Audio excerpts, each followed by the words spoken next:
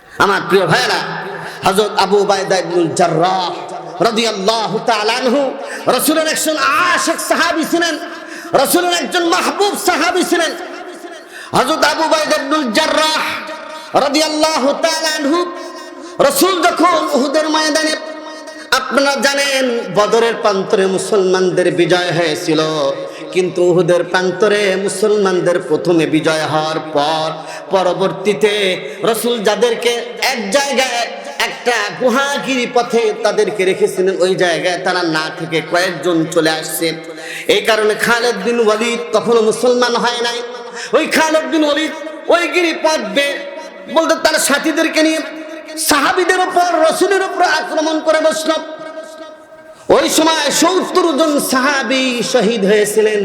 আল্লাহর নবী, বিশ্ব নবী রহমাতুল লিল আলামিন, তার মাথার মধ্যে হেলমেট ছিল, লোহার হেলমেট।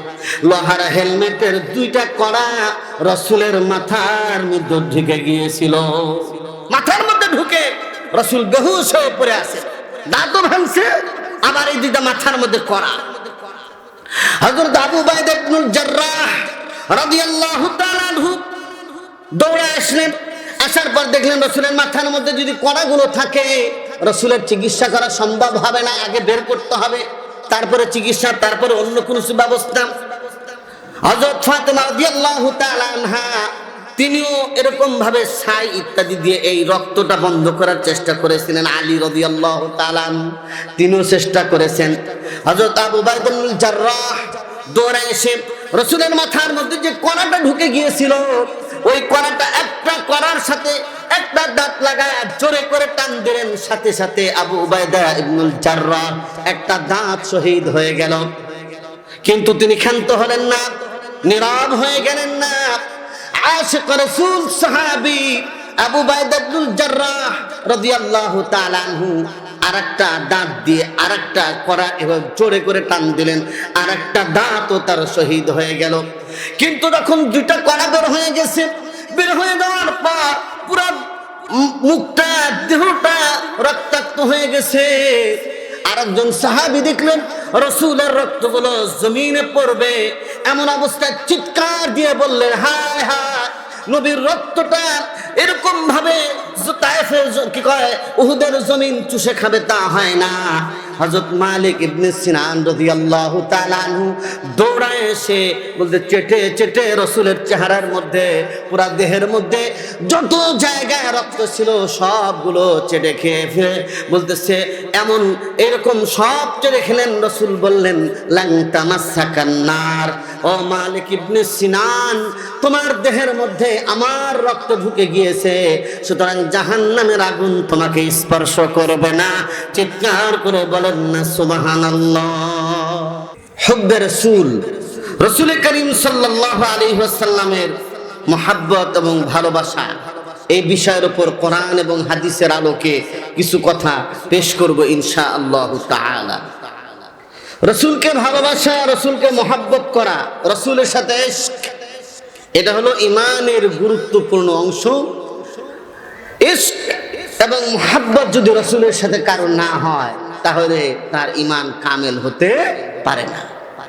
কবি বলেছেন, ইশক মাহবুবে খুদা জিস দিল মে হাসিল নেহি, লাখোं মুমিন হো মগর ঈমান মে কামিল নেহি।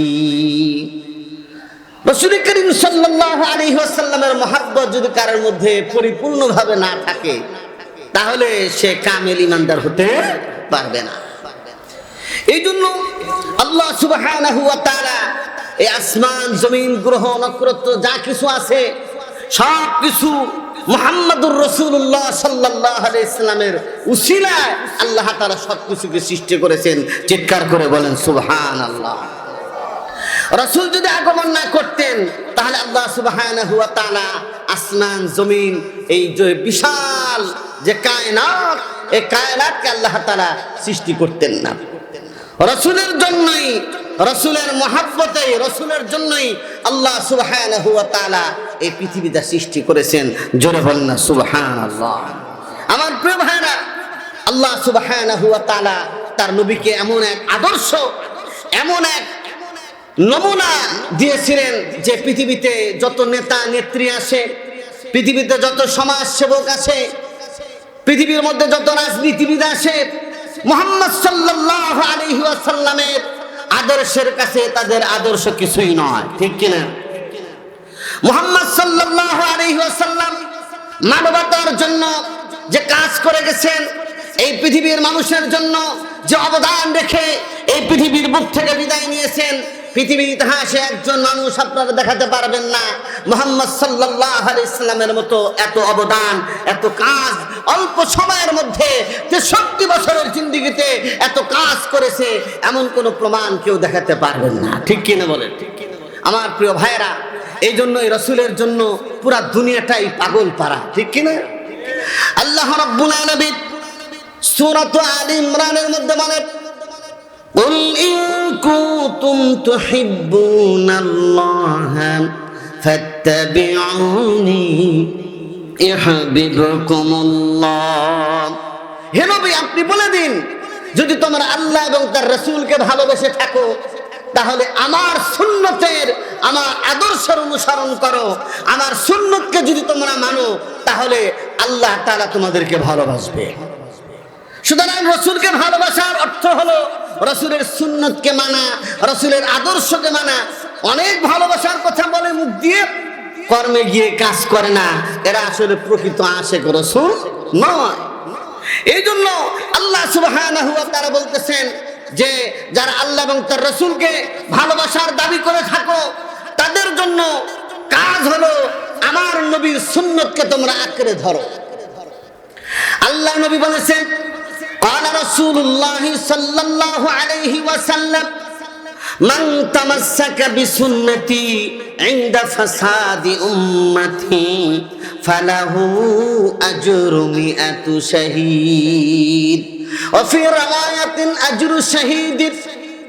রাসূল বলেছেন, আমার উম্মতের ক্রান্তিকালে যখন মানুষ বিভ্রান্ত হয়ে যাবে, গান বাজনার মধ্যে মানুষ ব্যস্ত হয়ে যাবে, দুনিয়াদারির মধ্যে মানুষ ব্যস্ত হয়ে যাবে, ওই জামানায় যদি কোনো ব্যক্তি, কোনো উম্মত আমার একটি আদর্শ, আমার সুন্নত, আমার আদর্শকে যদি আঁকড়ে ধরে, কামড়ে ধরে, আল্লাহ সুবহানাহু ওয়া তাআলা তাদের আমলনামায় 100 শহীদের সওয়াব দিয়ে দিবেন। অন্য এক রওয়ায়াত আছে আজরু শহীদিন, একটা শহীদের, একজন গলা কাটা শহীদের সওয়াব আল্লাহ সুবহানাহু ওয়া তাআলা তাকে দান করবেন। জোরে বলেন না সুবহানাল্লাহ। এই জন্য নবী মরে যাওয়ার পরে, নবীর ইন্তেকালের পরে যারা নবীর সুন্নতকে মানে তারা হলো প্রকৃত আশিক। আর নবীর সুন্নতকে বিগড়ায়া যারা বেদাত খুরাফাতের মধ্যে লিপ্ত হয়ে যায় তারা আশিক রাসূল হতে পারে না, ঠিক কি না? আমার প্রিয় ভাইরা, এই জন্য আল্লাহ সুবহানাহু ওয়া তাআলা আমার আপনার নবীকে দুনিয়ার জন্য, দুনিয়ার মানুষের জন্য মডেল করে পাঠাইছেন, দুনিয়ার মানুষের জন্য নমুনা করে পাঠিয়েছেন। আল্লাহ রাব্বুল আলামিন বলেন, লাকাদ কানা লাকুম ফি রাসূলিল্লাহি উসওয়াতুন হাসানাহ লিমান কানা ইয়ারজুল্লাহা ওয়াল ইয়াওমাল آخر وذكر الله كثيرا।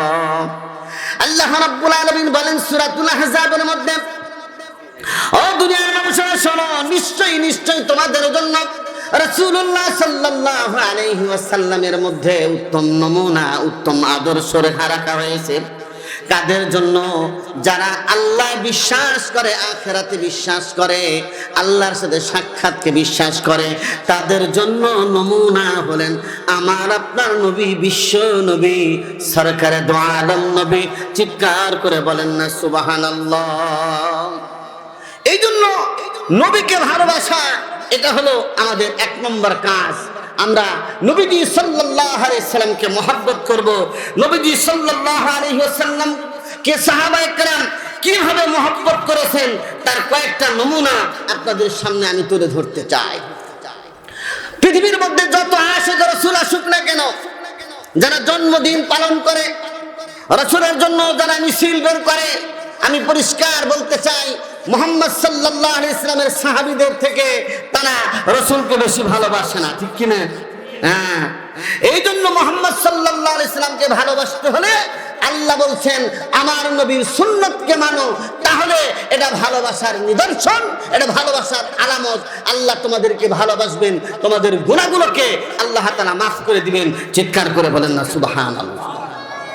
আমার প্রিয় ভাইরা, মসজিদে যখন প্রবেশ করি ডান পা দিয়ে প্রবেশ করা, বিসমিল্লাহ বলে প্রবেশ করা, দোয়া পড়া, দুরূদ শরীফ পড়া, তারপর ইতিকাফের নিয়তে প্রবেশ করা। একজন আল্লাহর বান্দা মসজিদে প্রবেশের সময় 5টা সুন্নত যদি আদায় করে, আমার নবী বলেছেন আল্লাহ সুবহানাহু ওয়া তাআলা 5 জন গলা কাটা শহীদের সওয়াব তার আমলনামায় দিয়ে দিবেন। এত সহজ। মসজিদে ঢুকতে গেলে ঢুকাই হয়, ডান পা দিয়ে প্রবেশ করব, বিসমিল্লাহির রহমানির রহিম পড়ব, দুরূদ শরীফ পড়ব, দোয়া করব। আমি মসজিদ নববীর মধ্যে দেখেছি এই 3টা দোয়া একসাথে লেখা আছে, বিসমিল্লাহি ওয়াস সালাতু ওয়াস সালামু আলা রাসূলিল্লাহ, আল্লাহুম্মা ইফতাহলি আবওয়াবা রাহমাতিক। ডান পা দিয়ে প্রবেশ করবেন আর ইতিকাফের নিয়তে প্রবেশ করবেন। জোরে বলেন সুবহানাল্লাহ।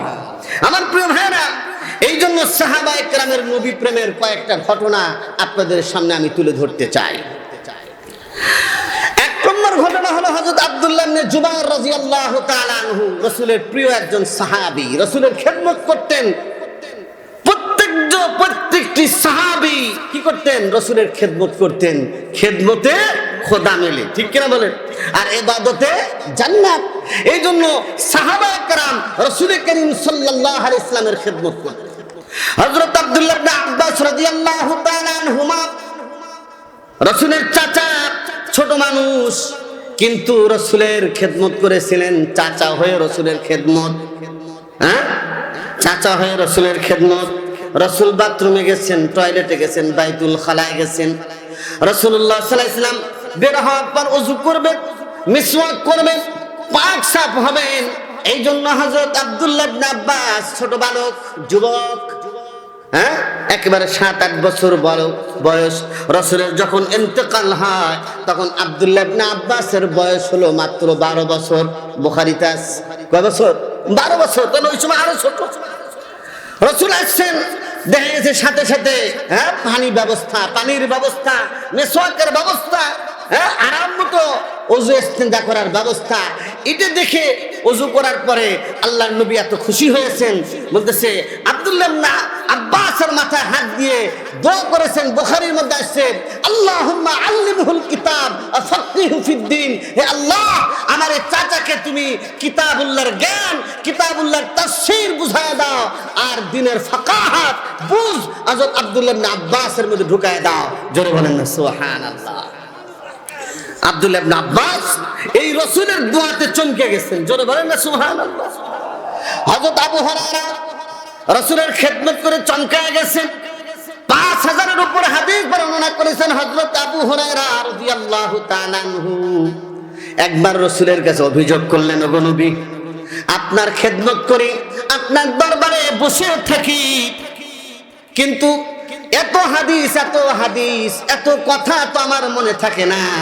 সুতরাং আমার এই কথাগুলো, আপনার হাদিসগুলো যেন আমি উম্মতের কাছে পৌঁছাতে পারি, আমাকে একটু দোয়া করে দেন, আমার জন্য একটু ব্যবস্থাপত্র দেন।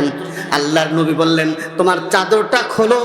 চাদরটা খুললেন, খোলার পর আল্লাহ রাসূল কি যেন পরে ফু দিয়ে দিলেন, বুকে লাগাইলেন। হযরত আবু হুরায়রা বলছে, লাগানোর পর এরপর থেকে রাসূল যা বলতেন শুনতো শুধু আবু হুরায়রা, লেখার প্রয়োজন হতো না। ওদের জেহেনের মধ্যে সবগুলো হাদিস হযরত আবু হুরায়রার মুখস্থ হয়ে যেত। চিৎকার করে বলেন না সুবহানাল্লাহ। এই জন্য রাসূলের প্রত্যেকটা সাহাবী আমাদের জন্য নমুনা। জোরে বলেন না সুবহানাল্লাহ। আল্লাহ নবী বলেছেন, আসহাবী কান নুজুম বিআইহিম ইকতাদাইতুম ইহতাদাইতুম। আমার প্রত্যেকটি সাহাবী আকাশের তারকা তুল্য। তোমরা যে কাউকে অনুসরণ করো, যে কোনো সাহাবীকে মানো, তোমাদের হেদায়েতের জন্য যথেষ্ট হয়ে যাবে। কেউ যদি হযরত আবু বকরকে মানে যথেষ্ট, হযরত ওমরকে মানে যথেষ্ট হয়ে যাবে, হযরত ওসমান গনিকে মানে যথেষ্ট হয়ে যাবে, হযরত আলীকে মানে যথেষ্ট হবে, হযরত সাদ ইবনে আবি ওয়াক্কাসকে মানে সহজ হয়ে যাবে। কেউ যদি হযরত বেলালকে অনুসরণ করে তার জিন্দেগিটা হেদায়েতের পথে পরিচালিত হবে। যে কোনো সাহাবীকে মানলেই হেদায়েতের পথ তার জন্য সহজ হয়ে যাবে। চিৎকার করে বলেন না সুবহানাল্লাহ। কারণ রাসূল তো আল্লাহর পক্ষ থেকে কোরআন নিয়ে এসেছেন, ওই কোরআনের ব্যাখ্যা ছিল মুহাম্মদুর রাসূলুল্লাহ সাল্লাল্লাহু আলাইহি ওয়াসাল্লাম। আম্মা জানা আয়েশাকে জিজ্ঞেস করা হয়েছে, ওগো মা, আমার নবীর আদর্শ কেমন ছিল, নবীর ব্যবহার কেমন, নবীর চরিত্র কেমন? আল্লাহর নবীর স্ত্রী আম্মা জানা আয়েশা রাদিয়াল্লাহু তাআলা আনহা বললেন, তোমরা কি কোরআন পড়ো না? কানা খুলুকুহু আল কোরআন। মুহাম্মদ সাল্লাল্লাহু আলাইহি ওয়াসাল্লামের আদর্শ অর্থাৎ তার জীবনী, কিভাবে খাইতেন, চলতেন, ফিরতেন, যা কিছু তোমরা জানতে চাও তাহলে কোরআন খোলো। কোরআনের মধ্যে আল্লাহ সুবহানাহু ওয়া তাআলা যেভাবে বলেছেন আমার আপনার নবীর জীবনে সব কিছু বাস্তব পাওয়া যায়। জোরে বলেন না সুবহানাল্লাহ। মডেল উসওয়াতুন হাসানা, আল্লাহ তাআলা আমার আপনার নবীকে মডেল বানাইছেন।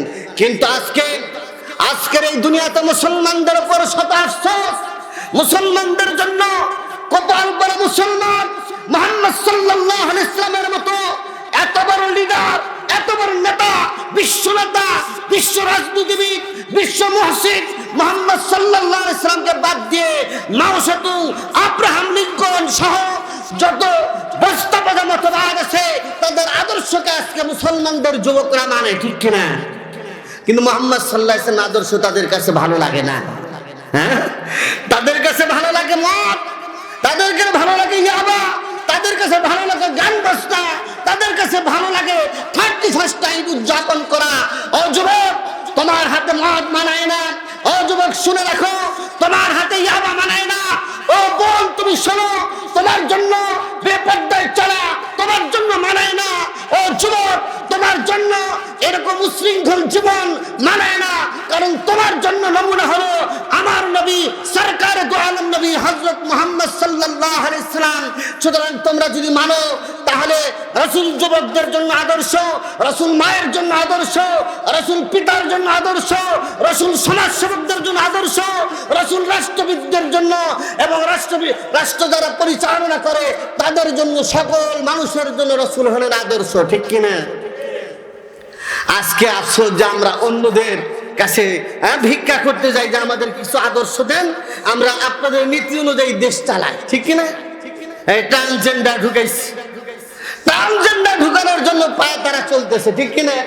হ্যাঁ, আপনি এখন পুরুষ আছেন, কিছুদিন পরে নিজেকে মনে করবেন যে আমি এখন মেয়ে, বাস আপনি মেয়ে হয়ে গেলেন, নাউজুবিল্লাহ। এইগুলো আজকে আমাদের দেশে প্রচলন করার চেষ্টা চলছে, ঠিক কিনা?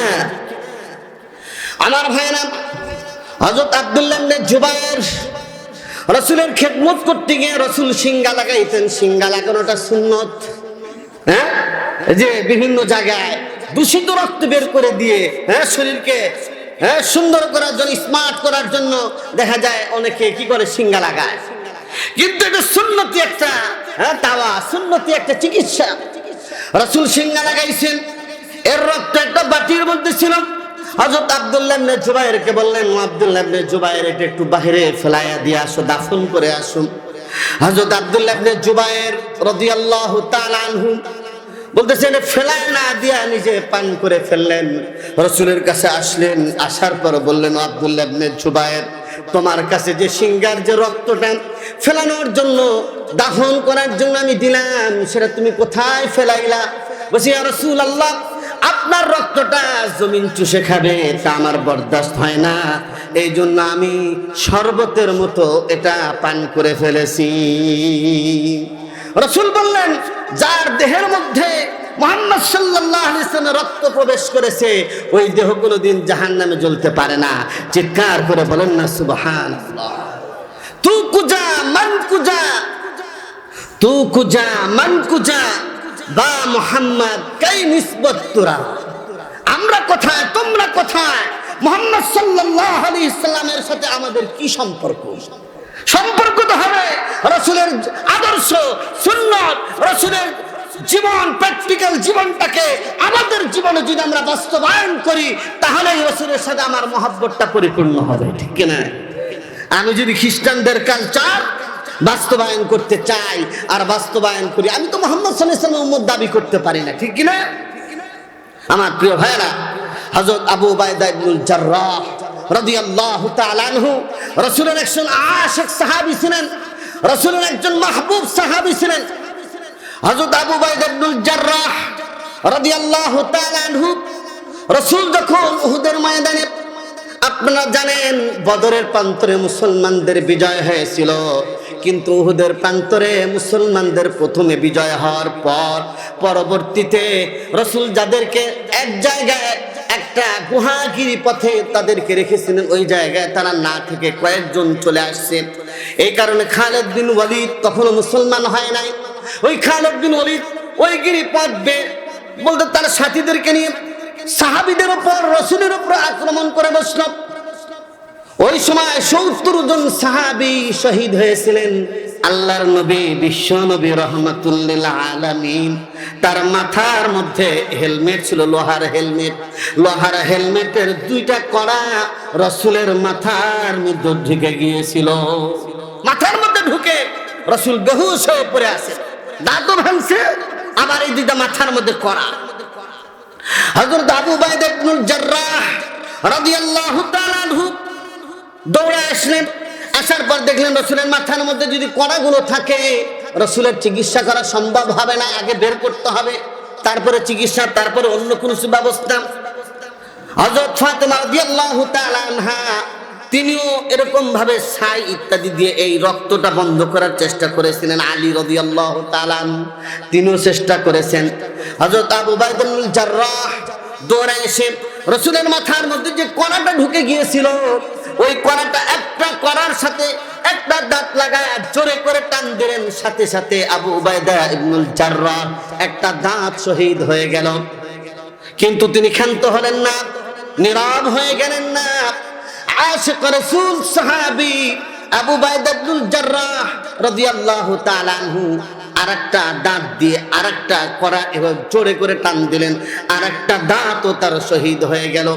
কিন্তু যখন 2টা কড়া বের হয়ে গেছে, বের হয়ে যাওয়ার পর পুরো মুখটা, দেহটা রক্তাক্ত হয়ে গেছে। আরেকজন সাহাবী দেখলেন রাসূলের রক্তগুলো জমিনে পড়বে, এমন অবস্থায় চিৎকার দিয়ে বললেন, হায় হায়, নবীর রক্তটা এরকম ভাবে তায়েফের কি কয় উহুদের জমিন চুষে খাবে তা হয় না। হযরত মালিক ইবনে সিনান রাদিয়াল্লাহু তাআলা আনহু দৌড়ায় এসে বলতে চেটে চেটে রাসূলের চেহারার মধ্যে, পুরা দেহের মধ্যে যত জায়গায় রক্ত ছিল সবগুলো চেটে খেয়ে ফেলে বলতেছে, এমন এরকম সব চেটে খেলেন। রাসূল বললেন, লান তামাসসাকান নার, ও মালিক ইবনে সিনান, তোমার দেহের মধ্যে আমার রক্ত ঢুকে গিয়েছে, সুতরাং জাহান্নামের আগুন তোমাকে স্পর্শ করবে না। চিৎকার করে বলেন না সুবহানাল্লাহ। দুরফশানি নে তেরে কতরু কো দরিয়া কর দিয়া, दिल को रोशन कर दिया, आँखों को बीना कर दिया। রাসূল তার এই হেদায়েতের আলো ছড়িয়ে দিয়েছিলেন, চতুর্দিকে সারা দুনিয়াতে হেদায়েত আলো ছড়িয়ে দিয়েছিলেন। বলতেছে যারা মূর্খ, যারা রাস্তা চিনত না, তারা হাদি হয়ে গেছে। জোরে বলেন না সুবহানাল্লাহ। খুদ না তেরা রাহ পর गैरों के हादी बन गए, क्या नजर थी जिसने मर्दों को मसीहा कर दिया। इस्लाम से तो পরশ মানিক, তারে পেয়েছে কে খুঁজি, পরশে তাহার শোনা হলো যারা, তাদের এই মোরা বুঝি, তারাই হলেন সাহাবায়ে কেরাম। ঠিক কিনা বলেন? আল্লাহ বলেছেন রাদিয়াল্লাহু আনহুম ওয়া রাদওয়ান, আল্লাহ সাহাবীদের উপর সন্তুষ্ট, সাহাবায়ে কেরাম আল্লাহর উপর সন্তুষ্ট। চিৎকার করে বলেন সুবহানাল্লাহ। উলাইকাল্লাযীনা ইমতাহানাল্লাহু কুলুবাহুম লিত্তাকওয়া, আল্লাহ তাআলা বলেন তাদের অন্তরগুলোকে আল্লাহ সুবহানাহু ওয়া তাআলা তাকওয়ার জন্য মনোনীত করেছিলেন। এই জন্য অনেকে বলে যে ওই যুগে যদি আমি থাকতাম তাহলে আমি একেবারে রাসূলকে এত মহব্বত করতাম, সাহাবীদের থেকে আমি উপরে চলে যেতাম। ঠিক কিনা বলেন?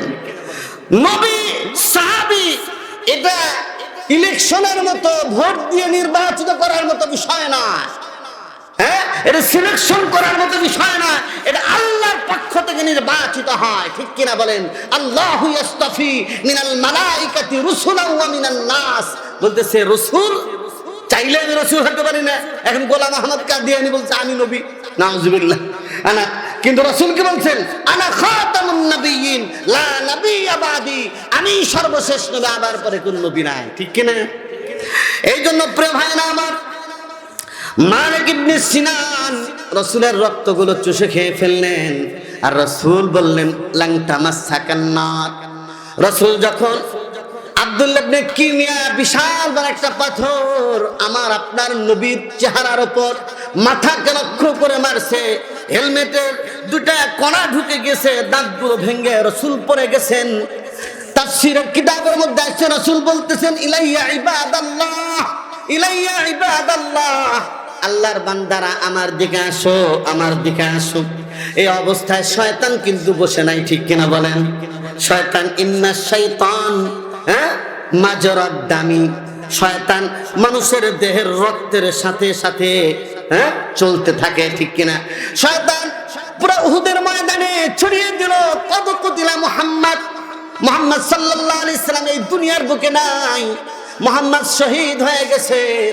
রাসূলের সাহাবীরা তরবারিগুলো ছেড়ে দিলেন, তরবারিগুলো ছেড়ে দিয়ে রাসূলের সাহাবীরা বলেন কার জন্য লড়াই করব, কার জন্য জিহাদ করব, কার জন্য যুদ্ধ করব? যাকে সামনে রেখে যুদ্ধ করব সে তো আর দুনিয়ার বুকে নাই। এই কথাটা মদিনার মধ্যে ছড়ায় গেছে। মদিনার বাচ্চারা বলতে মায়ের স্তনে মুখ লাগায় না, পুরা মদিনার মধ্যে কান্নার পড়ে গেছে। আল্লাহর নবী উটের উপর সাওয়ার হয়ে আমার আপনার নবী রহমতে আলম নবীকে দেখার জন্য এরকম আসতেছে, রাস্তায় দেখা হয়ে গেছে। বলছে তুমি কি জানো তোমার কলিজা টুকরা সন্তান দুনিয়া থেকে বিদায় হয়ে উহুদের প্রান্তরে শহীদ হয়ে গেছে। ওই মহিলা বলতেছে ভাই আমি তোমার সন্তান শহীদ হয়ে গেছি, কোথায় আমি জানতে চাই না, আমি আপনাকে জিজ্ঞেস করি আল্লাহর নবী বেঁচে আছেন কিনা বলেন। এভাবে করে বেহুশ হয়ে সামনে অগ্রসর হয়, অগ্রসর হলে বলছে যে দেখো তোমার স্বামীও কিন্তু শহীদ হয়ে গেছে। আবার একটু অগ্রসর হয়, অগ্রসর হলে বলছে শোনো তোমার পিতাও দুনিয়ার বুকে নাই, অনেক আত্মীয় স্বজন এরকম দুনিয়া থেকে তোমার বিদায় হয়ে গেছে। ওই মহিলা বলতেছে শোনো আমি এই কথাগুলো শুনতে চাই না, আমার সন্তান শহীদ হয়েছে, আমার এরকম প্রাণের স্বামী শহীদ হয়ে গেছে, এটা আমি শুনতে চাই না, আমি শুনতে চাই না। আমার বাবার ইন্তেকাল হয়ে গেছে, শহীদ হয়ে গেছে, আমি জানতে চাই আমার নবী রহমতে আলম নবী কেমন আছে।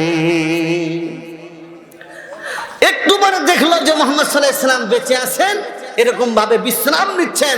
রাসূলকে এক নজর দেখে বলতেছে কুল্লু মুসিবাতিন বাদাকা জালাল, সিরাতে মুস্তাফার মধ্যে আছে কুল্লু মুসিবাতিন বাদাকা জালাল। ইয়া রাসূলুল্লাহ, ও আল্লাহর নবী আপনাকে দেখার পর আমার সন্তান হারানোর ব্যথা, স্বামী হারানোর ব্যথা, পিতা হারানোর ব্যথা, যত ব্যথা ছিল সমস্ত ব্যথা আমার শরীর থেকে নেমে গেছে, সব এখন তুচ্ছ, আপনি বেঁচে আছেন, এটাই হলো আমার জীবনের সবচেয়ে বড় পাওনা।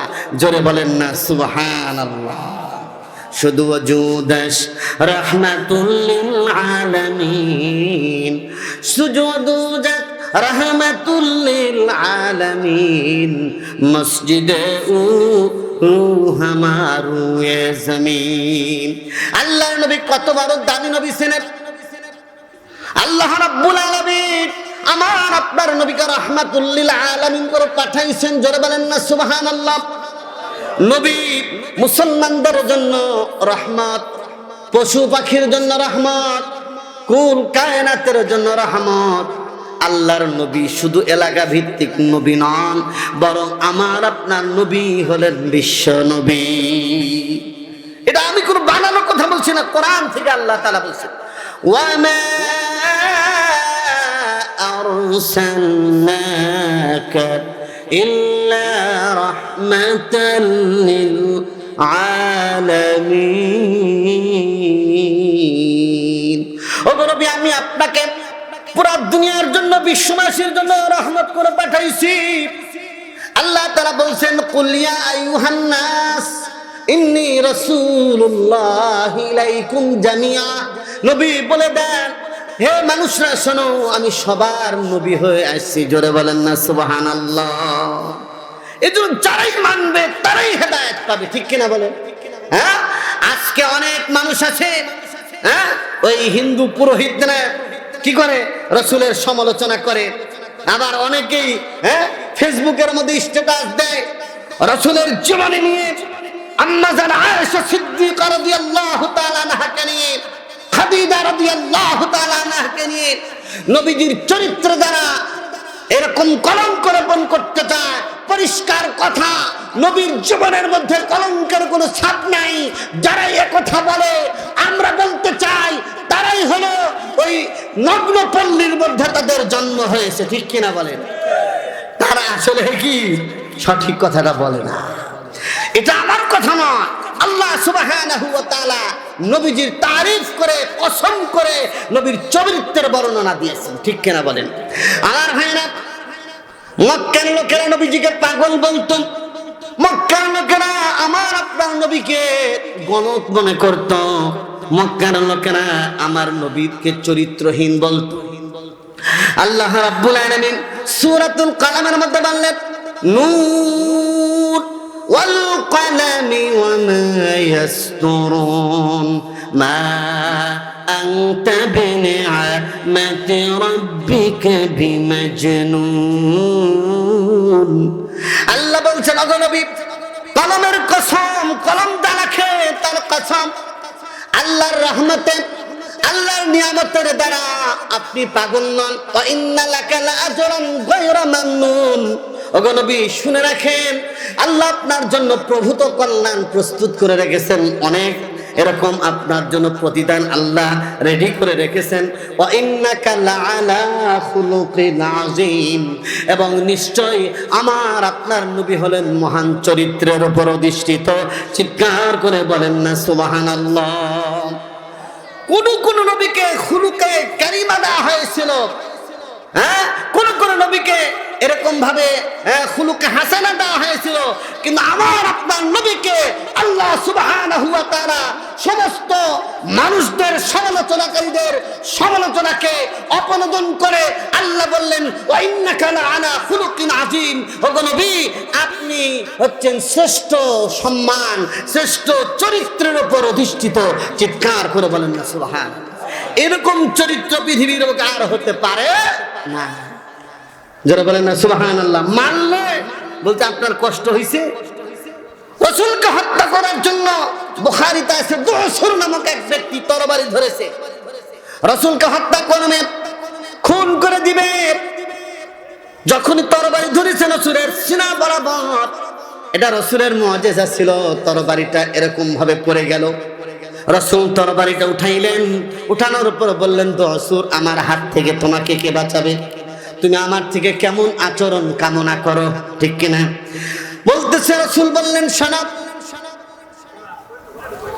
তুমি যেরকম আচরণের কথা বলবে, যা চাইবে আমি তাই করব।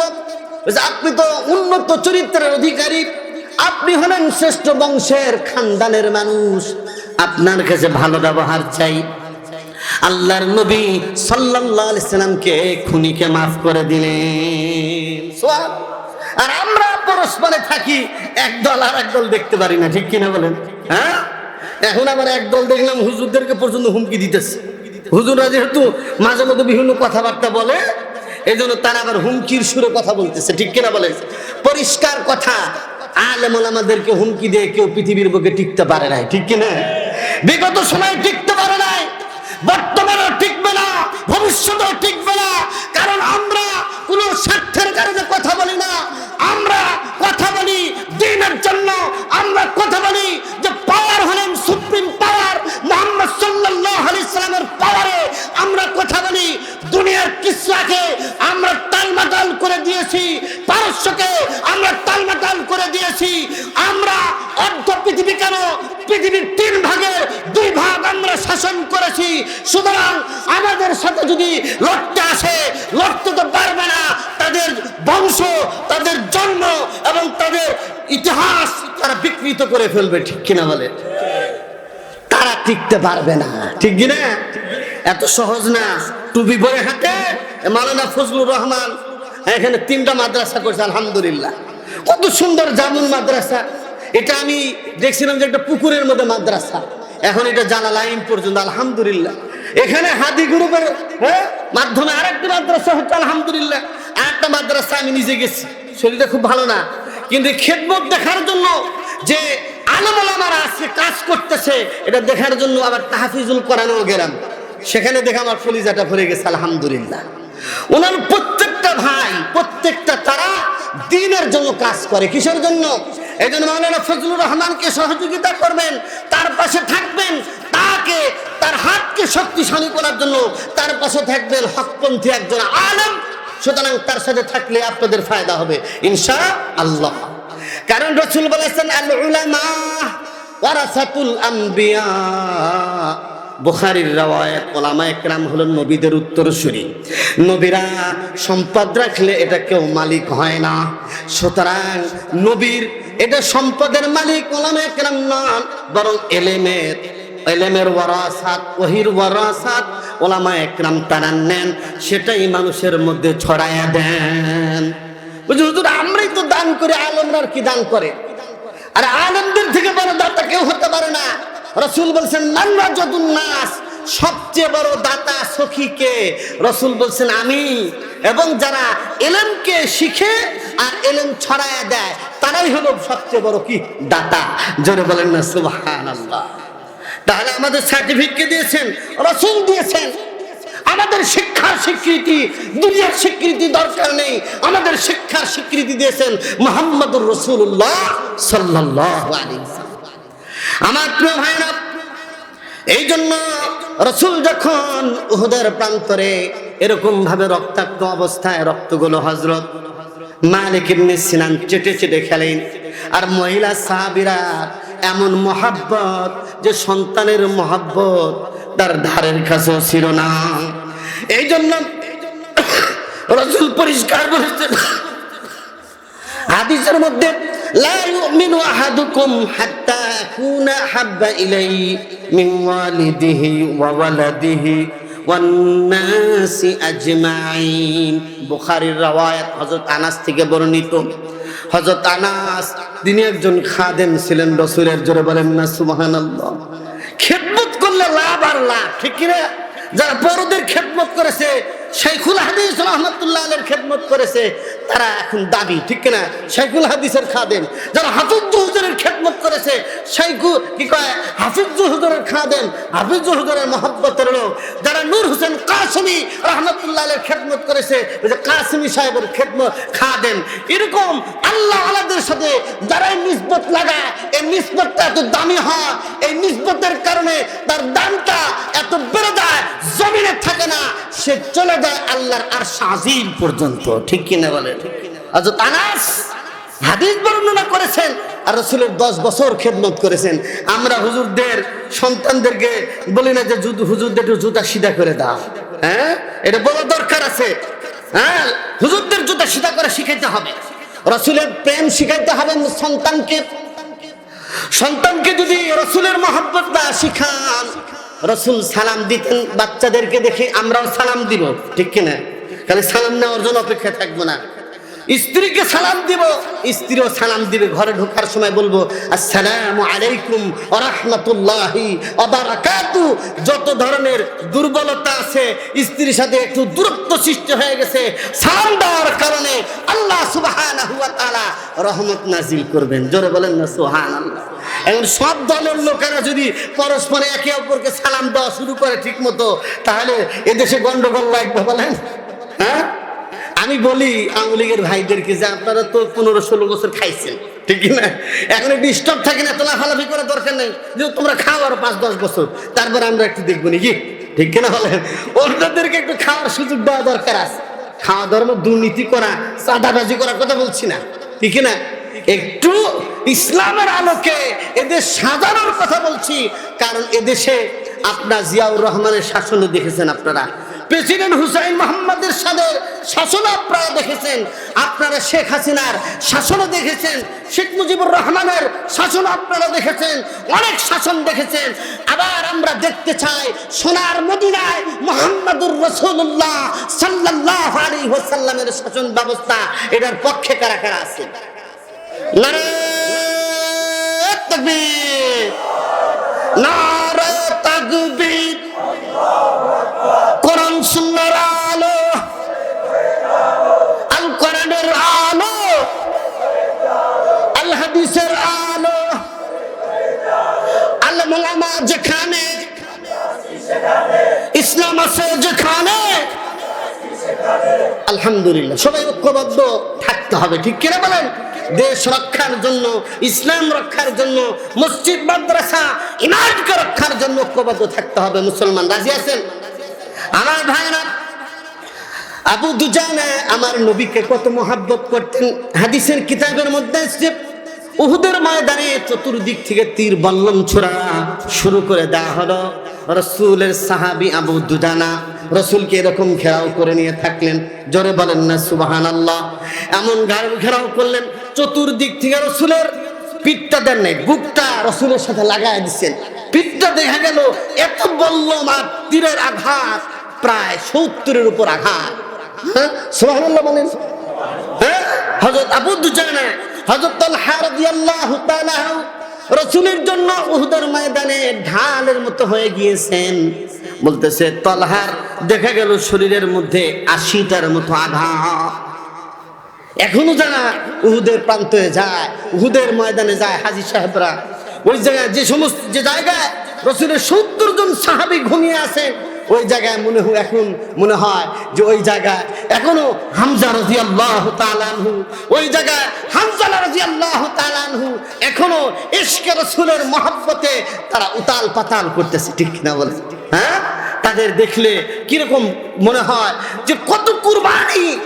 হ্যাঁ, এরকম জান্নাতুল বাকির মধ্যে গেলে 10,000 সাহাবী মাত্র কবর পাওয়া যায়, আর দুনিয়ার মধ্যে, পুরা দুনিয়ার মধ্যে বাকি 100 লক্ষ সাহাবা একরাম ছড়িয়ে পড়েছেন।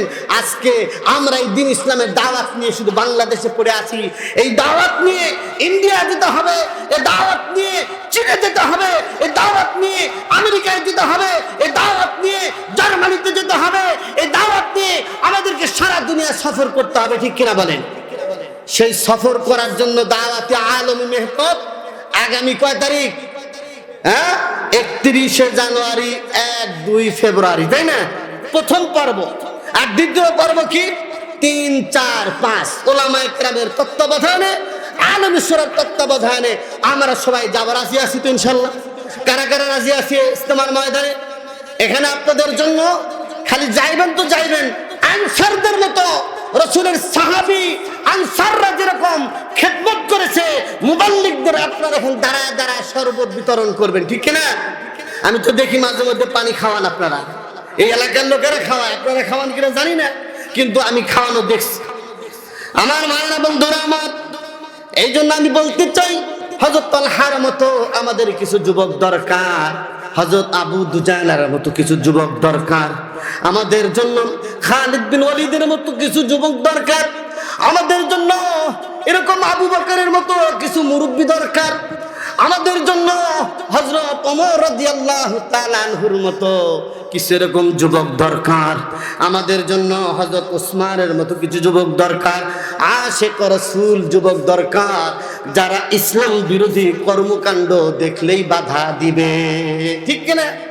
যাত্রার প্যান্ডেল হলে বলবো ভাই এটা করা যাবে না, ঠিক কিনা? হাদিসের মধ্যে আছে মান রাআ মিনকুম মুনকারান ফালিয়ুগাইয়িরহু বিয়াদি, অন্যায় কাজ দেখলে হাত দিয়ে বাধা দাও, যদি তা না পারো প্রতিবাদ করো, যদি তা না পারো অন্তর দিয়ে ঘৃণা করে ধারের কাছে যায় না, ঠিক কিনা? এই জন্য গান বাজনা যে জায়গায় হয় ওই জায়গায় শয়তানের আড্ডা, শয়তানের আড্ডাখানা বসে, ঠিক কিনা? শয়তান ওই জায়গায় এসে আশ্রয় নেয়। এই জন্য যুবক, তুমি গানের বাজনা তোমার কি হয় না, তোমার জন্য সহনীয় নয়। তুমি কোরআনকে হৃদয়ের মধ্যে কি করো, লাগাও। যে কোরআনের দাওয়াত রাসূলুল্লাহ সাল্লাল্লাহু আলাইহি ওয়াসাল্লাম দিয়েছেন, এই কোরআন ঢুকাও, তুমি আশিক রাসূল হয়ে যাবে, আশিক উলামা হয়ে যাবে, আশিক আউলিয়া হয়ে যাবে। ঠিক কিনা বলেন আমার প্রিয় ভাইরা? এই জন্য আমি আপনাদেরকে বলতে চাই, রাসূলের মহব্বতের খেলাফ যদি আমার বাবা বলে এই অন্যায় কাজটা করো, মসজিদ ভেঙে দিয়ে আসো, আমি কি ভাঙবো? আমার বাবা মা যদি বলে অমুককে পিটাও, আমি কি পিটাবো? আমার নেতা যদি বলে গাড়ি জ্বালায়া দাও, বাংলাদেশে যেন অস্থিরতা সৃষ্টি হয়, চাঁদাবাজি শুরু করে দাও, অন্ধকারের মধ্যে লুট ছিনতাই চালায়া দাও, এটা যদি কোনো নেতা বলে, মানবো কিনা? মানা যাবে না।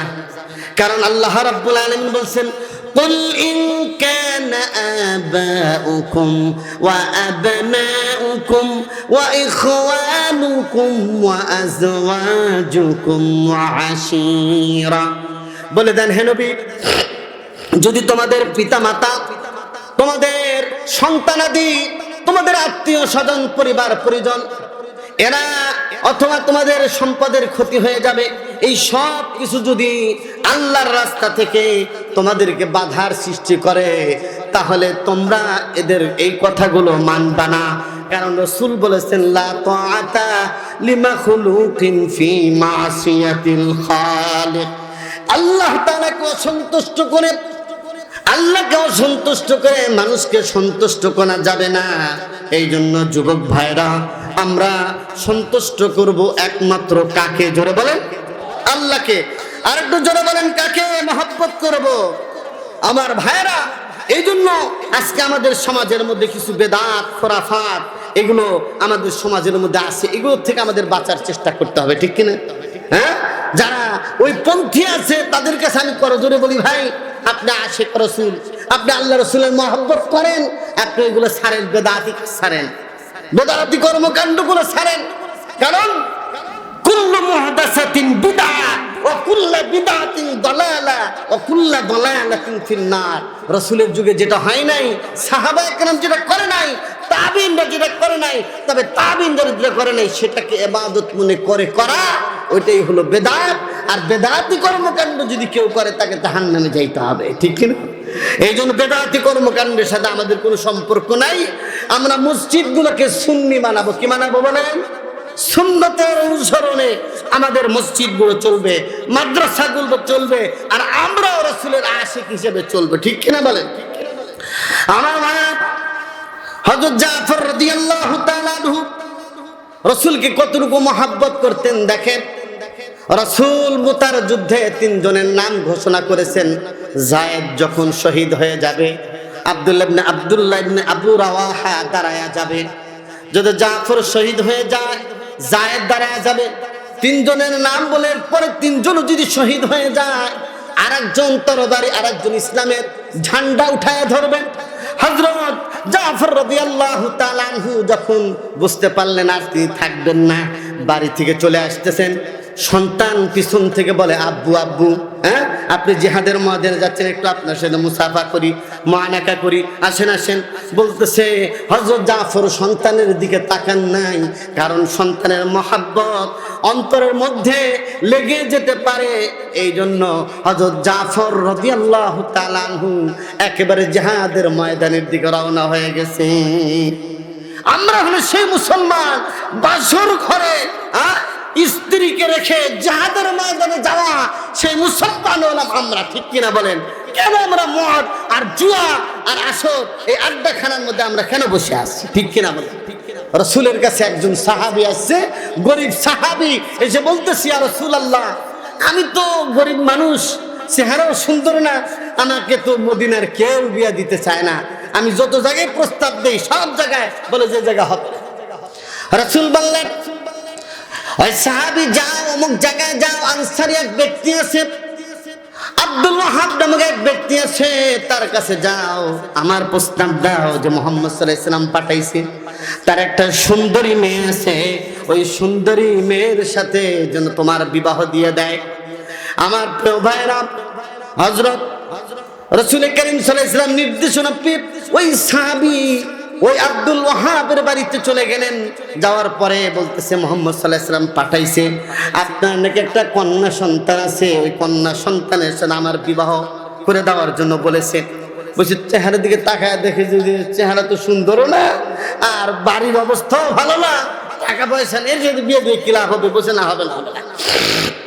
কিন্তু দেখেন ঘরের মধ্যে যে মেয়েটা ছিল, ওই মেয়েটা বলতেছে, বাবা আপনি কি চিন্তা করেছেন কার তরফ থেকে কি প্রস্তাবটা নিয়ে এসেছে? আপনি কি চিন্তা করেছেন? এটা তো মুহাম্মদ সাল্লাল্লাহু আলাইহি ওয়াসাল্লামের দরবার থেকে প্রস্তাব আসছে, এটা প্রত্যাখ্যান করার মতো না। সুতরাং আপনি রাজি না হলো আমি আপনার কন্যা এই সাহাবীর সাথে বিয়ের জন্য রাজি হয়ে গেলাম। সুবহান। রাসূলের দরবারে গেল, হুজুর তো রাজি হয়ে গেছে। উনি তো রাজি হয় নাই, কিন্তু উনার মেয়ে তো এরকম রাজি হয়ে গেছে। বলছে তাই নাকি? বলছে তোমার মহারণা আছে? বলছে নাই, কিছুই তো নাই। রাসূল কিছু ব্যবস্থা করে দিয়েছেন, হ্যাঁ, টাকা পয়সা দিয়ে তারপরে বিবাহ হবে, তারপরে এরকম কি হবে, কাবিন টাবিন সব হয়ে গেছে, অর্থাৎ আদ্য হয়ে গেছে। এর মধ্যে কিছু সামানাপত্র, আরো কিছু টাকা দিয়ে স্ত্রীর জন্য শাড়ি, স্ত্রীর জন্য গহনা গাটি, আরো যা কিছু মোটামুটি দরকার এটা কেনার জন্য গেছে বাজার। এর মধ্যে দেখা যায় মদিনার রাস্তায় একজন ঘোষক ঘোষণা দিচ্ছে যে আল্লাহর নবী বলছেন যে জিহাদের ময়দানে তোমাদেরকে যেতে হবে, যার যা আছে তাই নিয়ে তোমরা জিহাদের ময়দানে বের হয়ে যাও।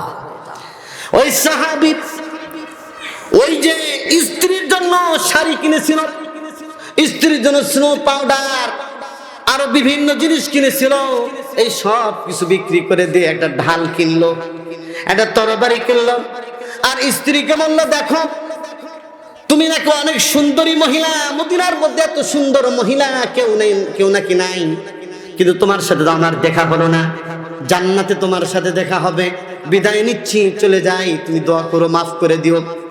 বলছে প্রাণের স্বামী আপনার সাথে আদ্য হয়েছে, কিন্তু আপনার সাথে একটু দেখা, আপনার চেহারাটা একটু দেখা আমার তো সুযোগ হয় নাই, একটু সামনে আসে একটু দেখি। বুঝে না, ঘরের ভিতরে যাওয়া যাবে না, জানালা দিয়ে চেহারাটা দেখায়া বলল যে বিদায় নিয়ে যাচ্ছি, দেখা হবে আমার আর তোমার জান্নাতে, তুমি জান্নাতের মধ্যে শহীদের স্ত্রী হিসাবে উঠবেন। আমার প্রিয় ভাইরা, এই জায়গায় দেখেন ওই সাহাবীর মধ্যে কি পরিমাণে ইশক রাসূল ছিল। বাসরের ঘরের মধ্যে স্ত্রীর সাথে দেখা সাক্ষাৎ বাদ দিয়ে আল্লাহর নবীর হুকুম পালন করার জন্য চলে গিয়েছিলেন। চিৎকার করে বলেন না সুবহানাল্লাহ। হযরত আব্দুল্লাহ ইবনে যায়েদ ইবনে আব্দ রাব্বিহি রাদিয়াল্লাহু আনহু, হযরত আব্দুল্লাহ ইবনে যায়েদ ইবনে আব্দ রাব্বিহি খেজুরের বাগানের মধ্যে পানি দিচ্ছিলেন। এর মধ্যে খবর আসলো রাসূল দুনিয়া থেকে ইন্তেকাল করেছেন। রাসূল আর নাই, উনি সাথে সাথে সিজদায় পড়ে গেলেন। সিজদায় পড়ে গিয়ে বলতেছেন, আল্লাহ, যে চোখ দিয়ে মুহাম্মদুর রাসূলুল্লাহ সাল্লাল্লাহু আলাইহি সাল্লামকে দেখেছি, আজ থেকে আর দেখতে পারবো না, সুতরাং ওগো আল্লাহ আমার দৃষ্টি শক্তি তুমি বিলুপ্ত করে দাও।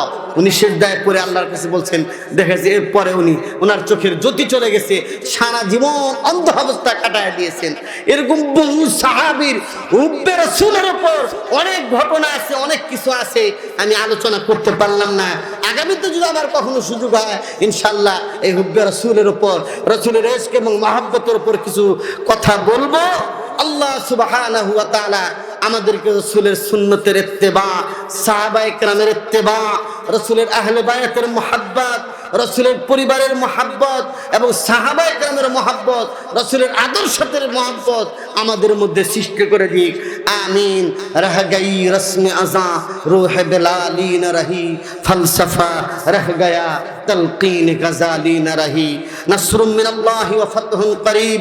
আখিরু দাওয়ানা আনিল হামদুলিল্লাহি রাব্বিল আলামিন। আসসালামু আলাইকুম ওয়া রাহমাতুল্লাহ।